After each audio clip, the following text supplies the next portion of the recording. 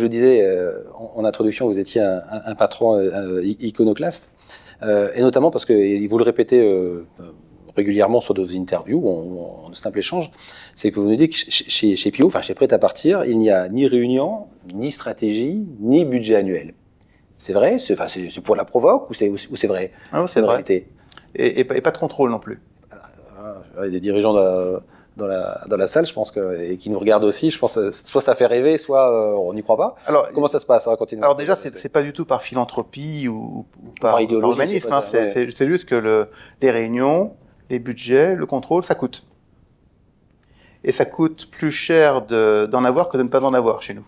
Chez nous, pas forcément transposable ailleurs, mais c'est vrai que ça fait plusieurs années que je travaille à organiser l'entreprise de façon à ce que le collaborateur se sente hyper responsabilisé. Il sait qu'il n'est pas contrôlé, ça veut dire qu'il a le droit à l'erreur. Le message qu'on lui passe, c'est de dire, écoute, tu as le droit de te tromper. En revanche, quand tu t'es trompé, tu viens le dire. On voit comment faire que ça ne t'arrive plus et surtout que ça n'arrive pas à tes collègues. On essaye de créer cette boîte noire du savoir qui permet d'enrichir les essais-erreurs de l'entreprise, parce que de toute façon, encore une fois, il n'y a que celui qui fait rien qui se trompe pas. Donc on y arrive petit à petit.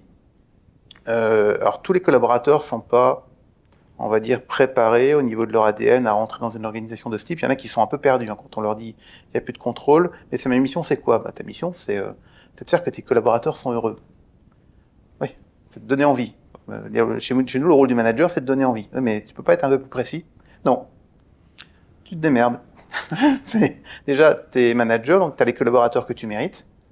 Puis si c'est pas ceux que tu mérites, déjà, estime-toi heureux si eux, ils ont le manager qu'ils méritent. Donc ça, c'est un vaste chantier humain qui fonctionne, je pense, très très bien dans la partie agence de voyage. C'est un public plutôt féminin. Alors est-ce que c'est ce qui explique que ça prend mieux? Dans le transport, on est encore pas tout à fait là-dedans. On est encore sur une organisation relativement pyramidale, avec une relation entre le conducteur et l'entreprise, alors qui s'est beaucoup améliorée, qui est très humaine, très familiale, parce qu'on est une PME familiale chez nous. Il y a quand même un management de proximité qui est pas celui qu'on retrouve chez nos concurrents qui sont des multinationales. Et ça, d'ailleurs, et c'est normal, c'est pas une critique.